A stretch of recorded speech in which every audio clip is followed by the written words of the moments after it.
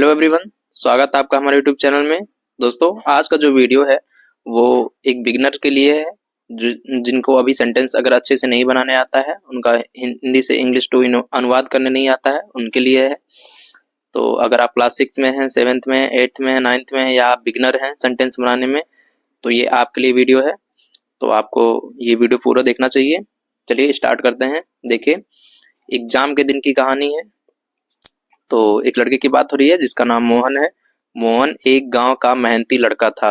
तो देखिए, इसमें कोई भी एक्शन नहीं हो रहा है, बल्कि एक क्वालिटी बताई जा रही है मोहन के बारे में। इंट्रोडक्शन दिया जा रहा है कि मोहन कैसा था। मोहन एक गांव का मेहनती लड़का था। तो जब कोई एक्शन नहीं होता है, तो मैंने पिछली वीडियो में आपको बताया था कि उसको क्या कहते हैं। तो यहाँ पे था की इंग्लिश जो आएगी वो वाज हो जाएगी, और ये लिंकिंग वर्ब की तरह यूज होता है। तो चलिए बताते हैं। देखिए, सब्जेक्ट हमारा क्या हो जाएगा, मोहन। मोहन, अब उसके बाद सब्जेक्ट हो गया, उसके बाद वर्ब आता है। वर्ब हमारा क्या हो जाएगा, था हो जाएगा, क्योंकि कोई इसमें एक्शन नहीं हो रहा है, तो इस वजह से था की इंग्लिश लिखेंगे। क्या हो जाएगा, was. Mohan was a hard working boy from village.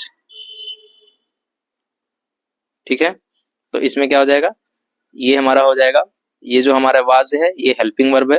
ठीक है, और इसको हम बी वर्ब भी बोलते हैं, क्योंकि यहाँ पे कोई एक्शन नहीं हो रहा है। जब कोई एक्शन नहीं होता है तो उसको हम बी वर्ब बोलते हैं।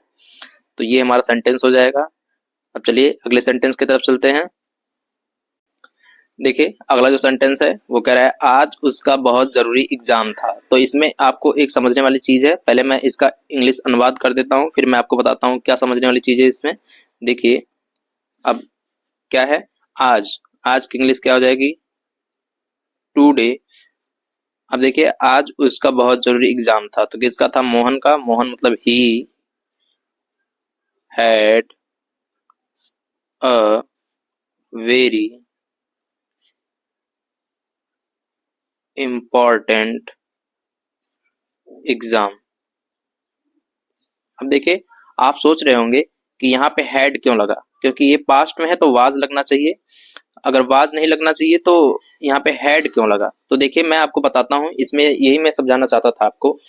देखिए, अगर यही होता कि आज उसका एक बहुत जरूरी एग्जाम है, तो यहाँ पे क्या हो जाता, today he has a very important exam. यहाँ पे हैज लग जाता। तो हैज या हैड क्यों लगाते हैं, ये हम समझेंगे आज इसमें। तो देखिए, इसमें कहीं भी पास नहीं लिखा हुआ है। जो पास की इंग्लिश होती है वो हैज, हैव, हैड के द्वारा हम व्यक्त करते हैं। तो यहाँ पे पास कहीं नहीं लिखा हुआ है। तो देखिए, सबसे पहले हम एक बात समझ लीजिए, इंग्लिश में हैज, हैव, हैड का मतलब सिर्फ पास होना नहीं होता है। ठीक है, हैज, हैव, हैड का मतलब देखिए 3 केस में यूज किया जाता है। कैसे, एक तो अधिकार होने के, अधिकार होना, जैसे पोजेशन जिसको हम बोलते हैं। ठीक है, जैसे देखिए, आई हैव ए पेन, मेरे पास एक कलम है। तो ये अधिकार दिखाता है। यहाँ पे पास की इंग्लिश लिखते हैं हैव। ठीक है, तो यहाँ पे तो ये सही है, और ज्यादातर लोगों को ये पता होती है ये बात कि आई हैव ए पेन की इंग्लिश होती है, मेरे पास एक कलम की इंग्लिश होती है आई हैव ए पेन। ठीक है, अब एक दूसरा होता है कि हेल्पिंग वर्ब के रूप में, जैसे आई हैव ईटन फूड, मैंने खाना खा लिया है, जो प्रेजेंट परफेक्ट में लगता है हैज हैव, तो उसकी इंग्लिश लिखते हैं। तो हैज हैव उसमें आता है, एक हेल्पिंग वर्ब के रूप में यूज होता है। ठीक है, और देखिए तीसरा जो इसका जो यहाँ पे यूज हुआ है उसको बोलते हैं एक्सपीरियंस या इवेंट। जो एक्सपीरियंस या इवेंट होता है वो घटना के रूप में, तो वहां पे हम हैज या हैड का यूज करते हैं। जैसे I had an exam, I had an exam मतलब एग्जाम था। आई हैड ए मीटिंग मतलब मीटिंग थी। आई हैड ए प्रॉब्लम मतलब प्रॉब्लम थी। यहाँ पे पास का मतलब नहीं है, बल्कि हुआ या था का मतलब होता है। ठीक है, जब कोई इवेंट या एक्सपीरियंस की बात की जाए तो वहां पे हम हैड लगाते हैं।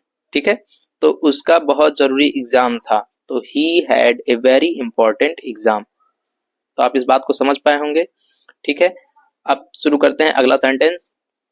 देखिए, यहाँ पे क्या लिखा है, सुबह से ही उसका मन घबराया हुआ था।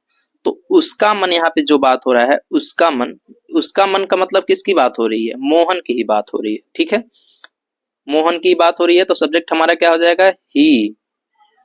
अब यहाँ पे हुआ था, तो यहाँ भी कोई एक्शन नहीं हो रहा है, तो इस वजह से यहाँ पे हम हेल्पिंग वर्ब क्या लगाएंगे, वाज। इसको लिंकिंग वर्ब या बी वर्ब भी बोल सकते हैं। He was nervous, he was nervous. अब देखिए सुबह से, तो यहाँ पे क्या लगाएंगे, सिंस लगाएंगे। सिंस क्यों लगाएंगे, सिंस मॉर्निंग। देखिए सुबह से है, निश्चित है, निश्चित के लिए हम क्या लगाते हैं, सिंस लगाते हैं। ठीक है, अब अगला देखते हैं। देखिए अगला जो सेंटेंस है, उसे डर था, उसे डर था कि अंग्रेजी वाला पेपर खराब ना हो जाए। तो देखो अब हम शुरू करेंगे। उसे डर था कि इंग्लिश क्या हो जाएगा, ही। अब था कि इंग्लिश क्या हो जाएगा, यहाँ पे भी वाज। डर की इंग्लिश क्या हो जाएगी, अफ्रेड। He was afraid. की इंग्लिश क्या हो जाएगी, दैट। अब इंग्लिश वाला paper, the English paper, the English paper. अब पेपर खराब ना हो जाए, तो यहाँ भविष्य की बात हो रही है और एक संभावना की बात हो रही है, तो यहाँ पे पास्ट में सब जा रहा है, तो मे का पास्ट क्या होता है, माइट होता है। ठीक है, तो paper might, might go badly. ठीक है, खराब ना हो जाए कि इंग्लिश क्या हो जाएगी, बैडली। ठीक, अब माँ ने कहा, his mother, his mother said. ठीक है, हिज मदर सेड। देखो यहाँ पे जो है, डरो मत, don't be afraid, don't be, sorry, afraid. ठीक है,